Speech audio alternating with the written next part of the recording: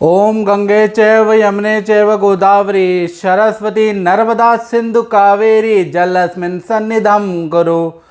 मित्रों, एक ऐसा पर्व जिसका माँ गंगा से अटूट ऐतिहासिक रिश्ता है, उस पर्व के बारे में, उस संक्रांति के बारे में आज हम चर्चा इस कार्यक्रम में करने वाले हैं। यानी कि मकर संक्रांति की बात करें कि मकर संक्रांति 14 तारीख को है, कुछ लोग कह रहे हैं 15 तारीख को है, इसके बारे में चर्चा करेंगे। मकर संक्रांति के इतिहास के बारे में चर्चा करेंगे। मकर संक्रांति के साक्ष्य के बारे में चर्चा करेंगे। मकर संक्रांति में क्या करना चाहिए उसके बारे में चर्चा करेंगे। साथ ही साथ ज्योतिषीय दृष्टि से सूर्य धनु को छोड़ के जब मकर राशि में जाएंगे, सूर्य शनि और बुध का संयोग एक साथ बनेगा, वो 8 राशियों के लिए कैसा लाभकारी होगा ज्योतिषीय दृष्टि से, उस बारे में भी इस कार्यक्रम में चर्चा करेंगे। यानी कि बहुत सारी चर्चाएं इस कार्यक्रम में होगी। जय माता दी। मेरा नाम पंडित प्रकाश जोशी। चलिए अब चर्चा कर लेते हैं। तो 15 जनवरी 2023 को मकर संक्रांति मनाई जाएगी। मकर संक्रांति को भारत के अंदर प्राय देखा जाए तो 26 राज्यों के अंदर मनाया जाता है और इसका अलग अलग नाम होता है। यानी कि 16 प्रकार के नाम मकर संक्रांति के ही अलग अलग राज्यों में होते हैं। कहीं पर इसे मकर संक्रांति कहा जाता है, कहीं पर उत्तरायणी कहा जाता है, कहीं पर कुछ और नामों की संज्ञा दी जाती है। तो कुल मिला के 26 राज्यों के अंदर, जैसा कि आप चित्र में देख रहे हैं, उसके अंदर 16 अलग अलग नाम से मकर संक्रांति को मनाया जाता है। साथ ही साथ देखा जाए तो अब मकर संक्रांति 14 को है, 15 को, इसके बारे में चर्चा कर लेते हैं। तो सूर्य जो हैं मकर राशि में जब भी जाएंगे तभी ही संक्रांति मकर होगी, याद रखिएगा। तो देखा जाए तो 14 जनवरी को और रात के 2:30 यानी 2:45 के आसपास, 2:45 के आसपास सूर्य धनु राशि से मकर राशि को चले जाएंगे और अंग्रेजी कैलेंडर के अनुसार तो वो 15 हो ही जाती है और उदय व्यापनी तिथि के अनुसार भी 15 ही तारीख है। यानी 15 जनवरी 2023 में मकर संक्रांति को मनाना उदय व्यापनी तिथि के अनुसार बिल्कुल सटीक है। चलिए आप जानते हैं मकर संक्रांति का पौराणिक महत्व। तो पहला महत्व ये आता है कि माँ यशोदा जी ने कृष्ण को प्राप्त करने के लिए ये व्रत किया था, पहली चीज़।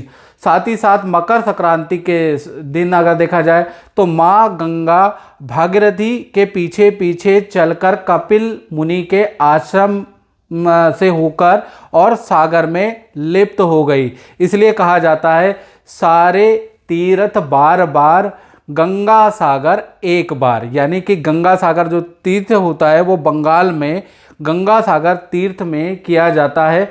इस समय पे कहा जाता है कि सारे तीर्थ बार बार, गंगा सागर एक बार। यानी गंगा सागर में एक बार डुबकी मारने से आपका मोक्ष मिल जाता है, आपका कल्याण होता है, या आपके जो भी दोष लगे हैं वो दूर हो जाते हैं। ये शास्त्रों के अंदर इसका वर्णन है। साथ ही साथ तीसरा देखा जाए तो जब भी मकर संक्रांति होती है तो गंगा में स्नान करने से या गंगा का जल स्नान वाले पानी में डाल के नहाने से आपको विशेष फल की प्राप्ति भी मिलती है।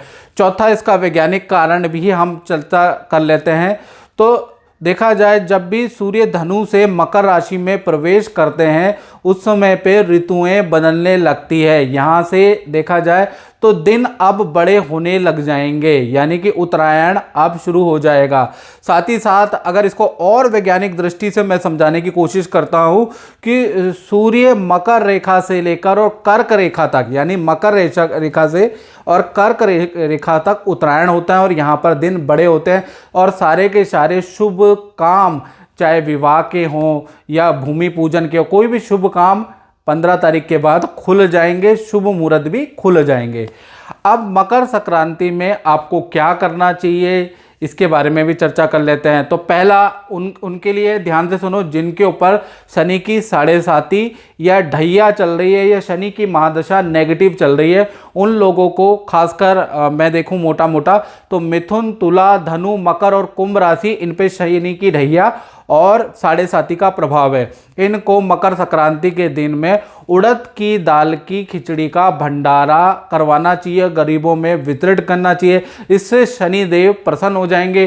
क्यों, पौराणिक एक और कहावत है कि इस दिन सूर्य देव अपने पुत्र के घर में विश्राम करने जाते हैं, अपने पुत्र को आशीर्वाद करने जाते हैं। सिर्फ एक यही स्थिति है, यानी कि जब सूर्य मकर राशि में होते हैं तब सूर्य और शनि का बैर उस महीने थोड़ा कम रहता है या ख़त्म रहता है, ऐसा शास्त्रों में लिखा है। तो कहीं ना कहीं आप उड़द की दाल की खिचड़ी देंगे तो शनि के प्रकोप से आपको राहत जरूर मिलेगी। खासकर आपकी वित्तीय स्थिति में काफ़ी कुछ बदलाव आएगा, करके देखिए।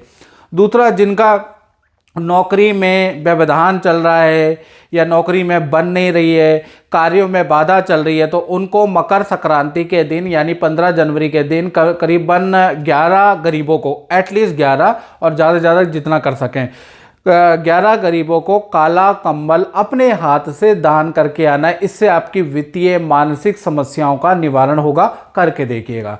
तीसरा उपाय मैं बताना चाहता हूँ, प्रेम और सौहार्द बढ़ाने वाला। पति पत्नी के बीच में अनबन चल रही है, शादी में बाधा चल रही है, या घर के अंदर पिता पुत्र या घर के अंदर प्रेम की कमी है, तो ऐसे में क्या करना चाहिए, तिल से बने हुए लड्डू का या तिल से बने हुए मिष्ठान को गरीबों को आपको दान जरूर देना चाहिए, या फिर आप मंदिर में भी चढ़ा सकते हैं, ऐसा भी कर सकते हैं। लेकिन गरीबों को देना अति श्रेष्ठ रहेगा, दान का महत्व ज़्यादा होता है। इसी प्रकार से चौथा अगर देखा जाए, संतान में बाधा है, संतान हो नहीं रही है या संतान बीमार ज़्यादा रहती है, संतान का शिक्षा में मन नहीं लग पाता, तो ऐसे में आपको क्या करना चाहिए, आपको मकर संक्रांति के दिन स्नान वाले पानी में यानी 1 बाल्टी पानी ले लीजिए, उसमें थोड़ा गंगा जल मिला दीजिएगा और 8 चम्मच कच्चे दूध का उसमें मिला के अपने बालक को स्नान करवा दीजिएगा। काफ़ी आपको राहत मिलेगी उनकी परेशानी में। लेकिन ये मकर संक्रांति के दिन होना चाहिए। इसी प्रकार से अगर मानसिक रूप से आप अशांत हैं या मानसिक रूप से परेशान चल रहे हैं, तो ऐसे में आपको क्या करना चाहिए, स्नान वाले पानी के अंदर थोड़ा गंगा जल मिला लें और थोड़ा सा गुलाब जल मिलाकर आपको स्नान करना चाहिए। जो भी मानसिक रूप से अस्वस्थ है, नींद नहीं आ रही है या हाइपरटेंशन की शिकायत है, तो उनको 15 मुहूर्त बता देता हूँ, उसमें करने में ही फ़ायदा है। 15 जनवरी 2003 मकर राशि में जाएंगे, ठीक तब आप ये उपाय करेंगे तो आपको राहत मिलेगी। यानी आपको क्या करना है, नहाने वाले पानी में थोड़ा सा गंगा जल मिला लें, थोड़ा गुलाब जल मिला के उससे स्नान कर लें। तो ये थे आपके उपाय। अब बात करते हैं मकर राशि के मकर संक्रांति के इतिहास के बारे में। ध्यान से सुनिएगा, हम मकर राशि के इतिहास के बारे में अब चर्चा करने वाले हैं। काशी हिंदू विश्वविद्यालय के अनुसार ये रिसर्च आई है कि 1000 साल पहले जो मकर संक्रांति थी वो 1 जनवरी को मनाई जाती थी। 500 साल पहले मकर संक्रांति 10 और 11 जनवरी को मनाई जाती थी और 250 साल पहले जो मकर संक्रांति है वो 11 और 12 जनवरी को मनाई जाती थी। और आप ईस्वी सन के बारे में बात करें तो 1900 से लेकर 2077 सन तक जो मकर संक्रांति है कभी 14 को पड़ेगी, कभी 15 को पड़ेगी, इसके बाद फिर बदलाव आ जाएगा। तो ये था मकर संक्रांति का इतिहास।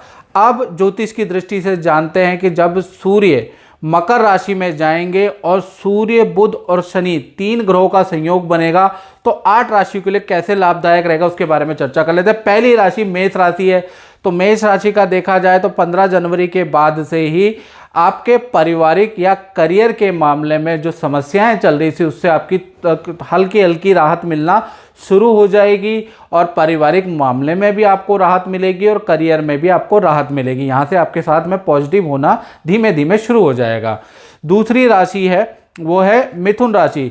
तो मिथुन राशि का देखा जाए तो माता पिता से रिलेशन में में सुधार होगा या रिलेशन बहुत अच्छा हो जाएगा माता पिता से।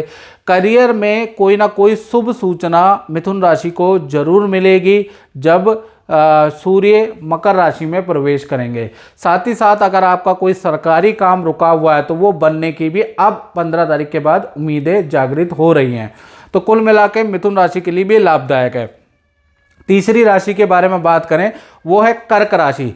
तो कर्क राशि में पति पत्नी या प्रेमी प्रेमिका जो भी रिलेशन में मतमुटाव था, अब क्या है कि मकर में सूर्य जाने से वो रिलेशन में मनमुटाव धीमे धीमे धीमे धीमे अब खत्म होने लगेंगे। आपका पार्टनर अब आपसे बात करने लगेगा, रिलेशनशिप में सुधार होगा। साथ ही साथ रुका हुआ धन या रुका हुआ काम भी अब आपका बन जाएगा और आपकी अपनी मानसिक स्थिति, अपनी हेल्थ भी अच्छी होगी। तो कुल मिला के कर्क राशि के लिए भी लाभदायक है।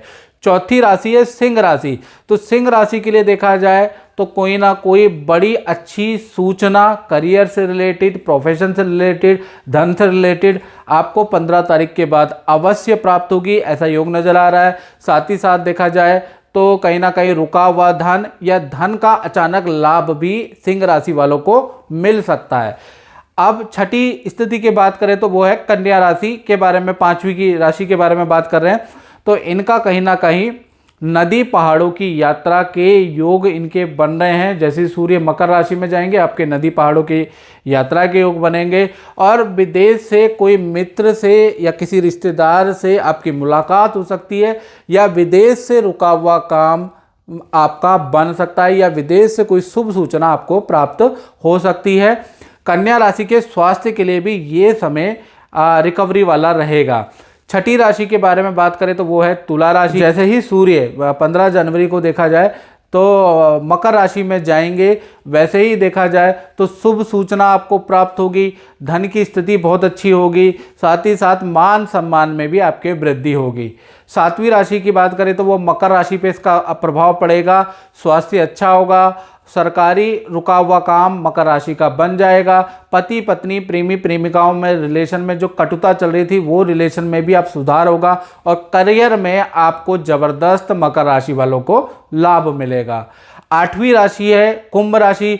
कुंभ राशि का देखा जाए तो नौकरी में पद प्रमोशन के योग नजर आ रहे हैं, नया काम आपको मिल सकता है, नया प्रोजेक्ट आपको मिल सकता है, रुका हुआ धन आपको मिल सकता है, साथ ही साथ अच्छा बड़ा धन लाभ भी आपको, अचानक धन लाभ भी आपको 15 तारीख के बाद मिल जाएगा। तो कुल मिलाकर देखा जाए तो सूर्य के राशि परिवर्तन से सूर्य जब मकर राशि में जाएंगे तो इन 8 राशि को कुछ ना कुछ तो लाभ होगा ही होगा। तो मित्रों इस कार्यक्रम में बस इतना ही, मुझे दीजिए इजाजत। जय माता दी।